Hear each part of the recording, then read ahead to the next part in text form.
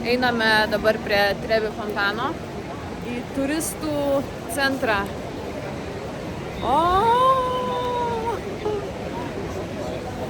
Išgirsite švilpukų švilpavimą. O ką tie švilpukai reiškia? Čia tiesiog žaidžia futbolų vidury aikštės. Fontane futbolų. Ne, švilpukai girdisi įspėjimai tiem žmonėm, kurie kažkaip bando bent ranką kišt ar vandenį paliest. Aš jums tuoj netrukus parodysiu kainininką, jeigu norėtumėt įkišt ranką į fontaną arba išsimaudyti. Galima išsimaudyti oficialiai? Taip, bet reikia susimokėti. Taip, galima. Tuoj parodysiu. O galima mest centus, ar čia neleidžiama? Būtų geriau eurus mest, nes centas gali nedaskrist. Bet galima mest, ar ne? Nu tai, jeigu norit sugrįžti dar kartą į Romą, tai yra paprotys. Bet juos surenka paskui kažkas. Juos surenka maždaug 2-3 kartus per savaitę, priklausomai nuo žmonių kiekio. Oficiali statistika yra, kad pro šią vietą įprastiniu metu pereina maždaug nuo 1500 iki 3000, kartais net 4500 žmonių, turistų turime omenyje.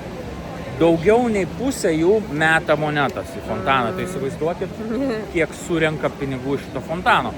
Yra oficiali statistika, rekordas buvo pasiektas 2019 metais, prieš pat pandemiją, buvo suskaičiuota, kad iš Trevi fontano šiaip Romos savivaldybė renka tik tai eurus, dolerius, svarus ir jenus. Visa kita į metalo laužą atiduoda, nesivargina iškeitinėti.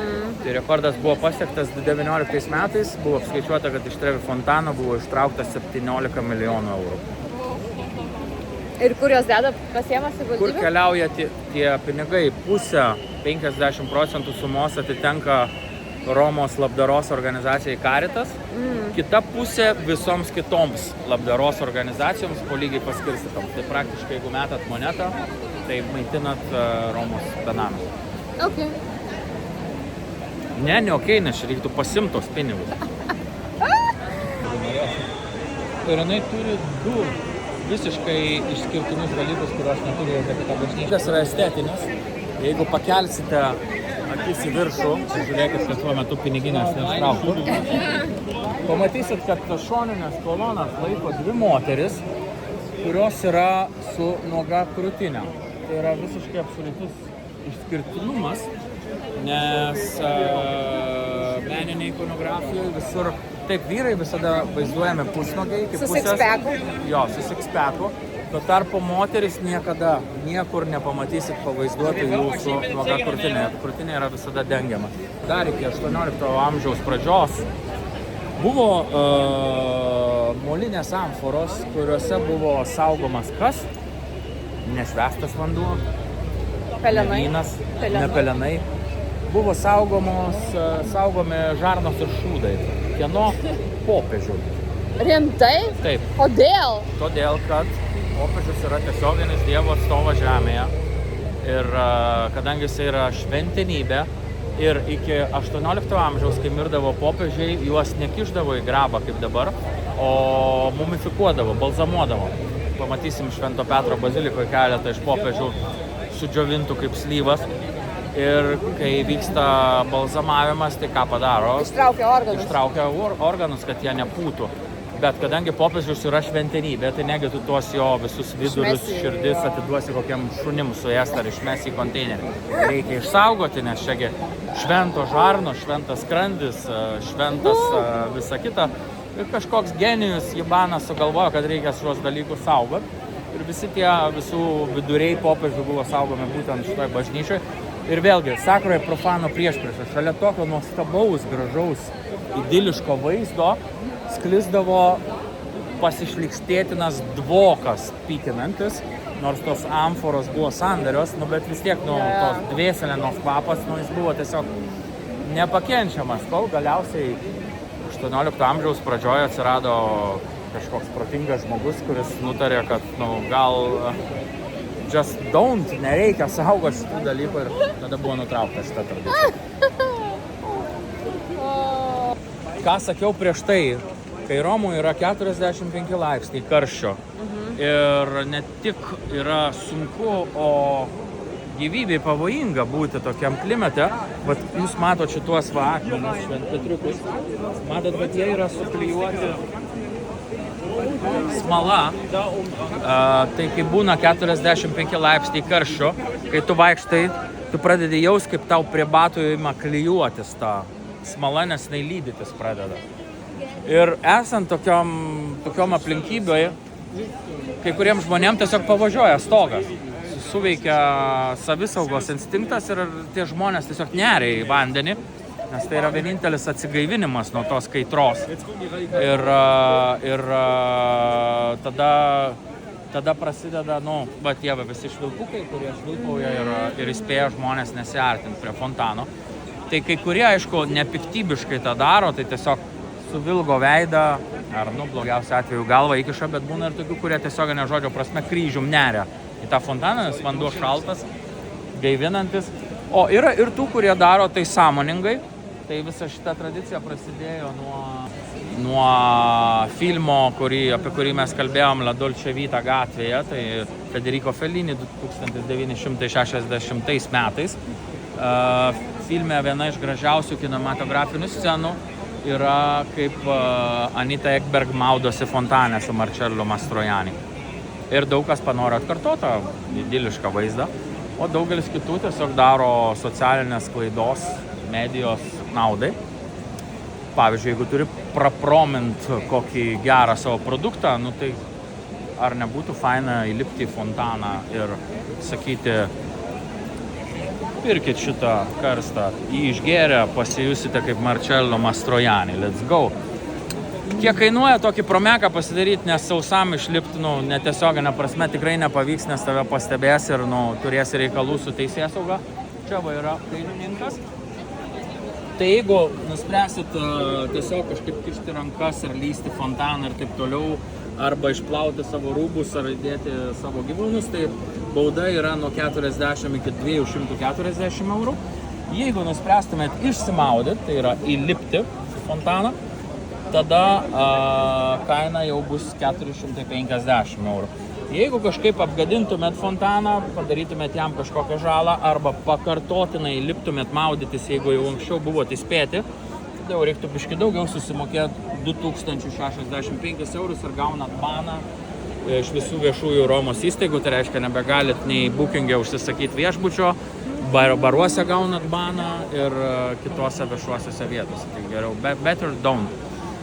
Seniau ta kaina buvo žymiai mažesnė. Pirminė bauda buvo 150, tada padaugino iki 300, nes tiesiog, kas yra 300 eurų, čia niekas, ta prasme, pabraidžioti į Trevi fontaną, dar nusifilmuoti.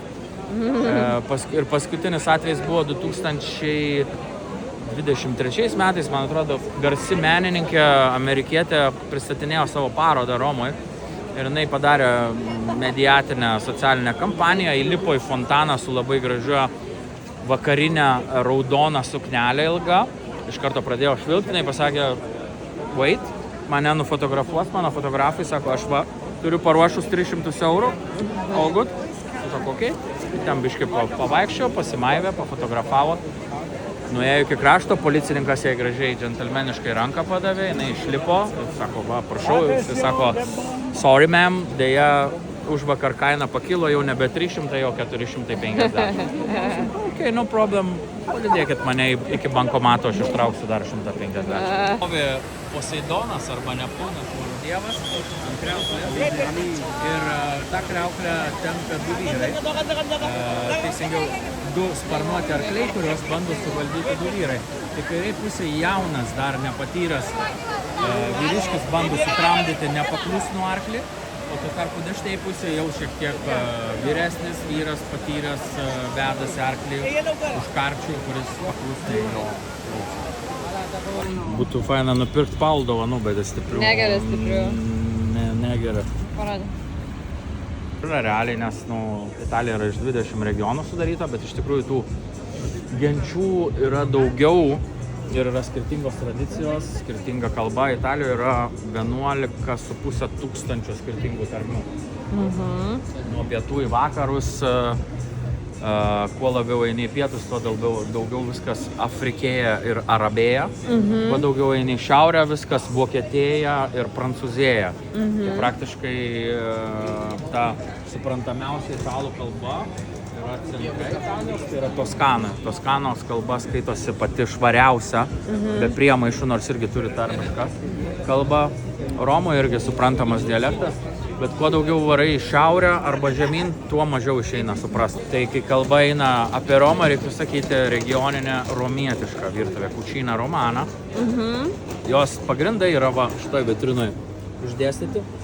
Tai pagrindinis elementas yra faktiškai žmonės gamindavo tai, ką turėdavo po ranka, kai tie paprasti šitie ūkininkai ar ganytojai, pastoriai, tai ką jie turėdavo po ranka, tą ir pasigamindavo. Tai yra guanciale, kiaulės pažandė, kuri dažniausiai yra brandinta, nieko nėra bendro su lašiniais, visai kitoks skonis.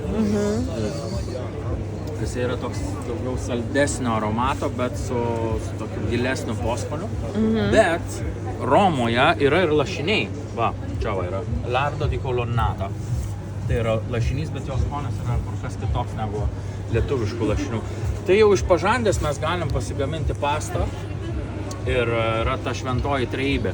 Pasta alla gricia, tai yra tiesiog pasta su pažande ir pecorino sūriu. Tai yra tas antras elementas yra avies sūris.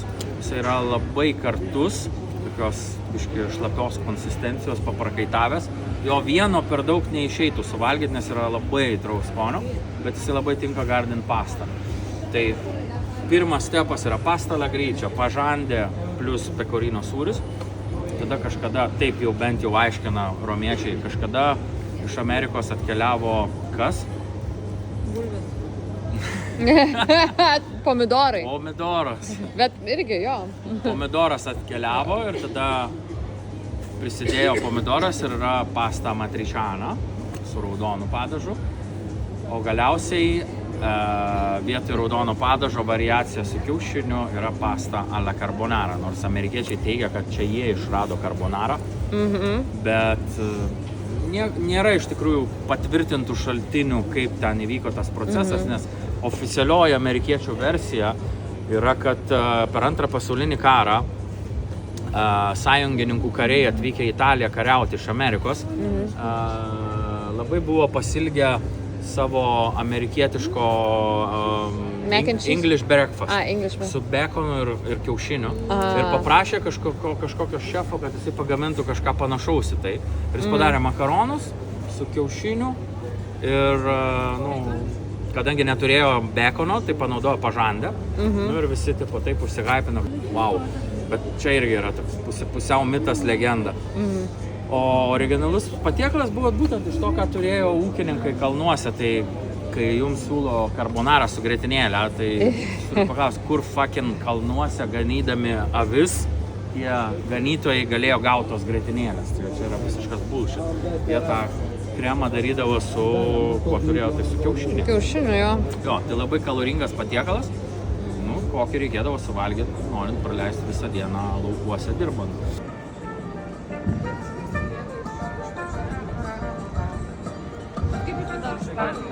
Bet Romos niekada nebombardavo nieks, ne? Bombardavo, taip. Smarkiai gan yra ištisi kvartalai subombinti. Kas yra gerai, nes vienas komunistų kvartalas buvo. Ir tai yra man artimiausias objektas. Romoje, bet galėtų pacituoti ir 90% kitų romiečių. Aš šiaip vedu atskirą ekskursiją po Teone esant poreikiui, nes tai yra objektas, kurio istorija yra tiek išskirtina ir savita, kur galima apie šitą dalyką kalbėti valandų. 2000 metų Romos panteonas. Istoriškai tai yra tai, kas yra, jeigu sako, jeigu tu manęs paklaustum, kas yra Roma, tai Roma yra panteonas. Nes tai yra architektūros, antikos, renesanso ir ezoterikos kvintesencija absoliuti. Kodėl aš jums paaiškinsiu netrukus. Kaip jie sugebėjo atgabenti, bet svarbiausias klausimas, kaip jie sugebėjo pastatyti taip, kad jos po 2000 metų dar stovėtų. Šiandien pastato namus, kurie nugriūna po 50 metų, jeigu nerestauruoja. Tai panteonas kaip stovėjo, taip ir tada stovi. Ir pagrindinis, aišku, akcentas, kuris jums nuraus stogą, Tai yra Panteono kupolas, kurios skersmuo beje yra platesnis negu Švento Petro bazilikos kupolo, kurį mes pamatysime. Na ir aišku, pagrindinis akcentas tai yra viduryje ta skylė. Ir kam jinai skirta? Visų pirma klausimas, kam jinai skirta? Tai kadangi tai buvo visų dievų šventikla, tai skylė buvo labai puikia metafora ir energetinis kanalas susisiekti su dievais. Tai galėjo būti ryšys tarp žemės ir dangaus, arba tarp žmogaus ir dievo. Arba dievo akis, kuri žiūri tiesiogiai tau į sielą. Arba kanalas, per kurį maldos galėjo pakilti tiesiai į dangų ten, kur buvo skirtas. Bet pagrindinis klausimas yra kitas, kurį dažniausiai užduoda turistai. Ir, na, šiaip įspūdį tikrai padaro dydis tos skylės, jinai yra 12 metrų diametro. Dažniausiai kyla iš karto spontaniškas klausimas, o tai kas vyksta, kai lyja? Ar lyja pro tą skylę ar ne?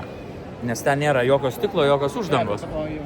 Ir atsakymas yra šiandien taip, ir net pamatysit, kad yra nuotekos skylės grindinyje, bet antikoj nelydavo.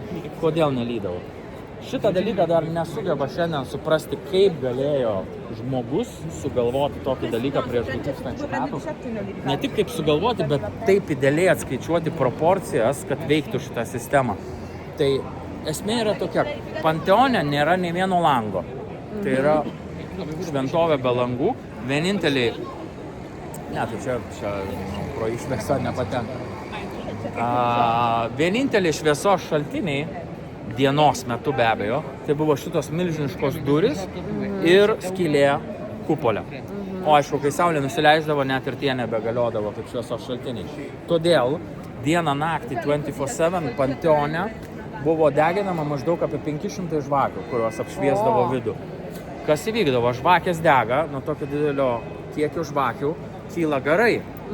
Ir tarp durų ir skylės kupolė susidaro skersvėjis ir tada kupolas veikia kaip gartuvas, kuris ištraukia dūmus kylančius ir pro tą skylę tiesiog kildavo oro stulpas ir galėdavo lyti liūtis, o tu stovėdavai po atvirų dangum ir ant tavęs nenukrita nė vienas lašas lietaus. Tai yra absoliutus architektūros stebuklas, kurį tarp kitko prieš keletą metų National Geographic atkartojo, nes norėjo patikrinti, ar tikrai veikdavo. Paėmė lietingą dieną, išvarė visus žmonės, sudegė 500 žvakių ir lietus nelyja. Yra skylė, bet pro ją nelyja. Kai mes pro tą skylę pamatysime tamsėjantį dangų, aš turėjau garbę kažkada, kai dar Romai gyvenau, dalyvauti Kalėdų išvakarėse mišiose, kurios vyksta Panteone. Ir tada iš vis atsiveria dar kita atmosfera, kai tu per tą skylę matai žvaigždėtą dangų ir mėnesienos spindulys kaip kardas krenta tiesiai į baziliką. Tai yra iš tikrųjų neapsakomo įspūdžio reginys. Panteono tai yra nesuprantama, nes viskas yra iš akmens ir marmuro, nesuprantama ideali akustika šioje vietoje. Yra aidas, bet jisai per kažkur sugeria arba per skylę išeina. Forma atrodo, kad yra tokia, ar ne? O iš tikrųjų, kai išeisim, aš jums parodysiu, jo forma tikrovė yra va tokia va. Tai yra optinė apgaulė, kuri padaryta iš tų mažėjančių kvadratų kylančių į viršų. Jeigu įsižiūrėsit, jisai yra plokščia. No.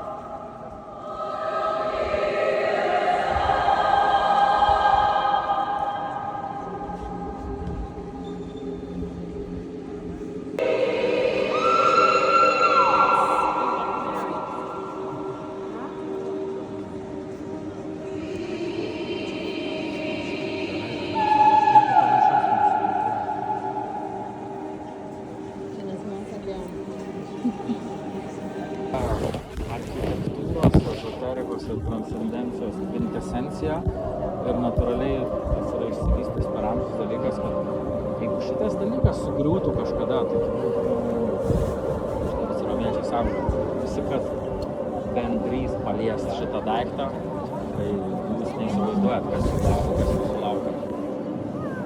Nes čia yra Romos širdis tikroji, kuri iki šiandien dakeliavo, nes tą, ką pamatysit antikinėje ekskursijoje, tai forumai, koliziejus, bet tai yra griuvėsiai. Tai tik tai jau griaučiai tokios buvo. Čia vis dar yra tarsi sustojusi laiko mašina, kuri dabartyje egzistuoja, bet yra iš kitos visai epokos. I'm not saying that are aliens, but it seems to be like these are aliens.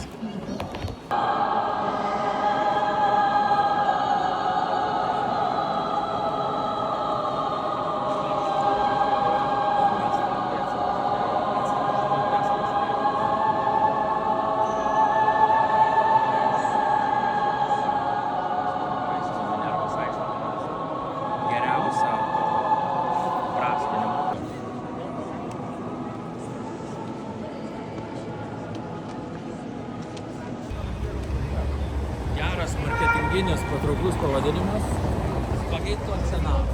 Spagečiai prie Senato. Ten ateini, aišku, ten gali valgyti vietoj, bet ten tau duoda tą bliūdą su kažkaip visai gerai pagaminti iš to. Atkeliauja karstas. Grazie. Ura. Prego. Grazie. Ir šlapenka lietuviška irgi pasirūpino mumis.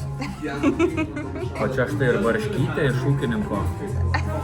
Ir paštetas iš Malyžiaus. Artišokai yra. Ne, čia Kas ne. įvalgęs artišokų? Ir jų funkcija yra unikaliai estetinė. Kaip dekoracija naudojame, taip kad čia nes tai prasmės simbolikos. Tai yra taip tikri egiptietiški obeliskai su hieroglifais, bet šita vieta, kuri yra čia, juos naudojo kaip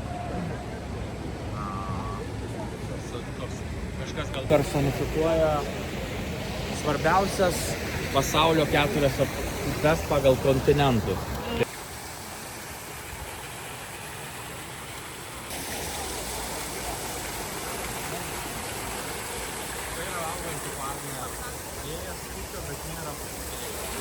donna à ses disciples en disant, prenez et mangez-en tous, ceci est mon corps livré pour vous. De même, après le repas, il prit la coupe. Gloire à toi qui es vivant, notre Sauveur et notre Dieu, viens Seigneur Jésus. Brangiausių viešbučių. Vienas iš brangiausių šitas? Bio hotel. 5 žvaigždučių Relais Chateau. If you know what I mean. Relais Chateau is not even Saint Laurent. It's for rich people who have a lot of money for cocaine, beaches and hotel like this.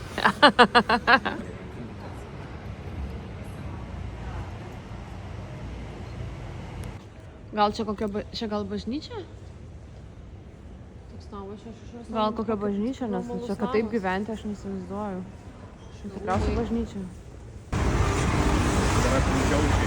Тримати світ.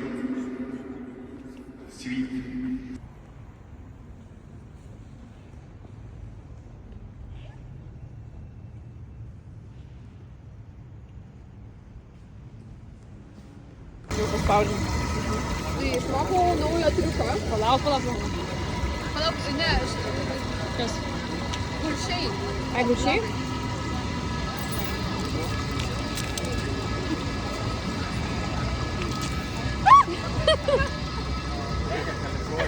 Okay. Ką? Palauk. Jo.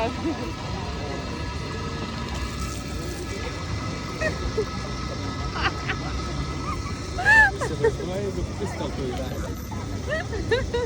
Simonai, Simonas video nepadarė. Mes už tą padarom video. Ir jį perka. Allora, questa čia yra aragostina, tai yra aragosta, yra langustinas, tai yra langustinukas su pistacija, kranšumo testas. Neišarti gerai. Okay.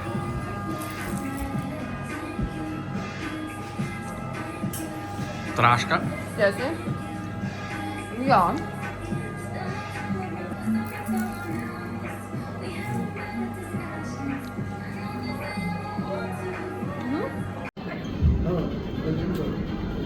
Rock away. Aha. Sauksi.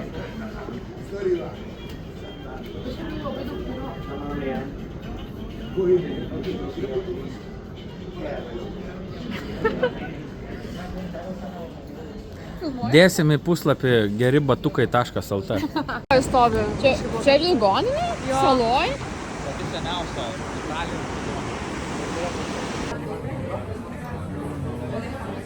Jo, kad tai negalima laukti. Turi lauk, kol atšoks. Bet nepervertė pastą. Ne, labai gerai. Paragauk. Štai čia esame vienoje iš įspūdingiausių Romos kavinių, kuri vadinasi Caffè Canova Tadolini. Tai yra skulptoriaus Antonijo Canova dirbtuvėse įrengta kafeterija. Čia yra likusi jo studija, originaliai palikta. Ir čia dabar yra įrengta kavinė, kur galima smagiai dimtelt, besigrožint jo meno šedevrais. Tai. O. Tai už Antonijo Canovą tada.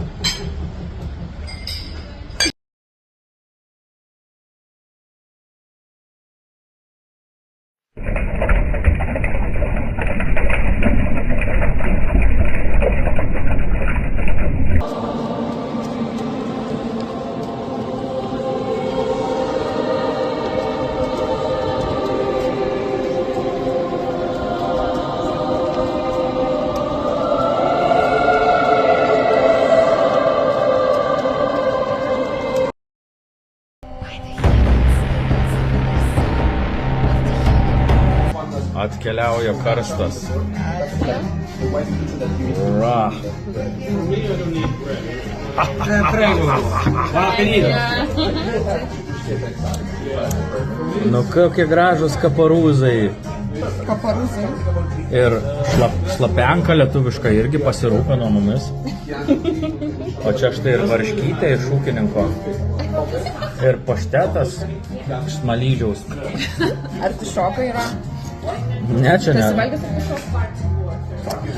Primename žiūrintiems, kad artišokai nėra daržovės, o supistos gėlės. Štai jeigu suvalgysit ją cielą, tai greičiausiai ir numirsit.